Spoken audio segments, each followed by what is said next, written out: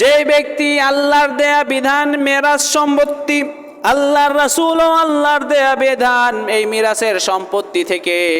কোনো হকদারকে বঞ্চিত করলো, কথা আল্লাহু বিহি মিরাসান মিনাল জান্নাতি, এই মিরাসের সম্পত্তি থেকে বঞ্চিত করার কারণে আল্লাহ রাব্বুল আলামিন তাকে জান্নাত থেকে বঞ্চিত করে দেবেন, তাকে জান্নাত থেকে বঞ্চিত করে দেওয়া হবে শুধুমাত্র এই গুনাহ করার কারণে। এই জন্য আমার মুসলিম ভাই যারা আছেন, মা বাবা যারা আছেন, বার্ধক্যে উপনীত হয়ে গিয়েছেন, সন্তানদেরকে জমি লিখে দিয়ে যাবেন, বা সন্তানদেরকে আপনার মৃত্যুর পর সন্তানরা জমি পাবে,